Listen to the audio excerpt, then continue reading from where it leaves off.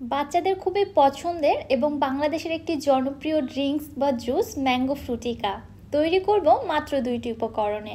আসসালামু আলাইকুম everyone, welcome back to my channel. 100% pure এবং অথেন্টিক ফ্রুটিকা যে ঘরেই তৈরি করা যায় এটা কি আপনারা জানেন? আচ্ছা, আমার এই রেসিপিটি দেখার পর আপনাদের আর বাইরে থেকে ফ্রুটিকা কিনতে হবে না। বাচ্চাদের বায়নারা আপনারা ঘরেই পূরণ করতে পারবেন, তাও আবার তৈরি করে সংরক্ষণ করে রেখে দিতে পারবেন বছর জুড়ে। আশা করছি রেসিপিটি ভালো লাগবে আপনাদের কাছে। চলুন তাহলে রেসিপিটি দেখে আসি। বিসমিল্লাহ। ম্যাঙ্গো ফ্রুটিকা বা ফ্রুটো বানানোর জন্য এখানে আমি বড় সাইজের একটি পাকা আম নিয়েছি, সাথে নিয়েছি আরও 2টি কাঁচা আম। ফ্রুটিকা বা ফ্রুটো বানানোর জন্য কাঁচা পাকা 2টি আমই কিন্তু লাগবে। ফার্স্টে আমি আমগুলোকে কেটে নিচ্ছি। পাকা আমটা আমি ছোট ছোট কিউব আকারে কেটে নিচ্ছি, আপনারা আপনাদের সুবিধা মতো কেটে নেবেন। আর এই ফ্রুটিকাটা বানানোর জন্য একটু মিষ্টি আম এবং ফ্রেশ আমটা নেওয়ার চেষ্টা করবেন। যে আমের কোনো স্মেল নাই এমন জাতীয় আমটা নেবেন, তাহলে ফ্রুটিকার টেস্টটাও ভালো আসবে এবং স্মেলটাও ভালো আসবে।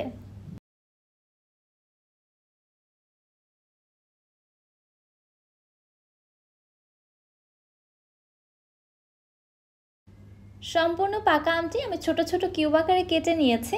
একইভাবে দেখুন কাঁচা আম দুটোও কিন্তু কিউব করে কেটে নিয়েছি। এবারে চলে যাচ্ছি চুলাতে। চুলায় একটি প্যানের মধ্যে কেটে নেওয়া কাঁচা পাকা আমের টুকরোগুলো দিয়ে দিচ্ছি। এইবার এর মধ্যে দিয়ে দিচ্ছি 4 কাপ নর্মাল ঠান্ডা পানি। এখানে আমের পরিমাপটা বুঝে পানি দিতে হবে, আপনারা আমের পরিমাণ বাড়িয়ে নিলে এখানে পানির পরিমাপটাও বাড়িয়ে দিবেন। পানিটা এমনভাবে দিতে হবে যেন আমের এই মিশ্রণটা লিকুইড ফর্মে থাকে, পানিটা একেবারে টেনে না যায়। এইবারে একটি ঢাকনা দিয়ে ঢেকে আমগুলো সেদ্ধ হওয়া পর্যন্ত জাল করে নিচ্ছি। পাকা আম তো আগে থেকেই নরম রয়েছে, আর কাঁচা আমটা যতক্ষণ পর্যন্ত না সেদ্ধ হচ্ছে ততক্ষণ জাল করে নিতে হবে। চুলার হিটটাকে মিডিয়াম টু লোয়ের মাঝামাঝি রেখে দিব যেন পানিটা খুব বেশি টেনে না যায়। প্রায় 8 থেকে 10 মিনিট জাল করার পরে এখন ঠিক এই অবস্থা। দেখতে পারছেন কাঁচা আমগুলোও কিন্তু সেদ্ধ হয়ে গলে যেতে শুরু করেছে। এই পর্যায়ে আমি নেড়ে চেড়ে খুব ভালোভাবে এগুলোকে একটু ঘেটে নিচ্ছি। দেখতেই পারছেন কাঁচা আমেও চাপ দেওয়ার সঙ্গে সঙ্গে কিন্তু খুব ভালোভাবে গলে যাচ্ছে। এইবারে এর মধ্যে আমি দিয়ে দিচ্ছি কয়েক ফোঁটা অরেঞ্জ ফুড কালার। ফ্রুটিকা বা ফ্রুটোর যে অথেন্টিক একটা কালার রয়েছে সেটা আনার জন্য এখানে আমি ফুড কালারটা ব্যবহার করেছি। এটা টোটালি অপশনাল, আপনারা চাইলে দিতে পারেন আবার চাইলে স্কিপ করতে পারেন। এখানে যেহেতু পাকা আম ব্যবহার করা হয়েছে হালকা একটু কালার তো আসবে, তবে আমি যেহেতু ভিডিও করছি অথেন্টিক কালারটা আনার জন্য এখানে ফুড কালারটা ব্যবহার করেছি। এই মিশ্রণটা চুলা থেকে নামিয়ে ঠান্ডা হতে রেখে দিয়েছি, ততক্ষণে আমি একটি মিশ্রণ তৈরি করে নিচ্ছি। চুলায় একটি প্যানের মধ্যে নিয়ে নিচ্ছি 1 কাপ চিনি। 1 কাপ চিনির সাথে দিয়ে দিচ্ছি এখানে 1 কাপ পানি। চিনি এবং পানির রেশিওটা ঠিক এমনই হবে, সমপরিমাণে।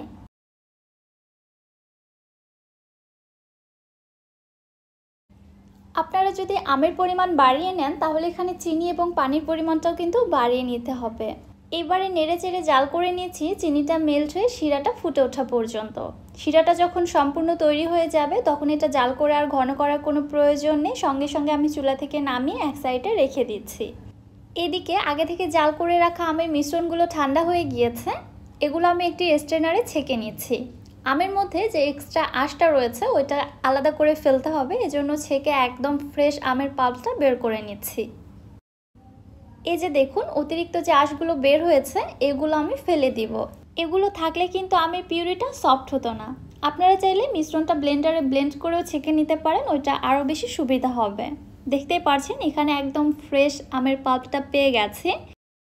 এটা কিন্তু এখনও বেশ ঘন আছে, একদম পারফেক্ট ফ্রুটিকা বা ফ্রুটোর কনসিস্টেন্সিটা আসেনি।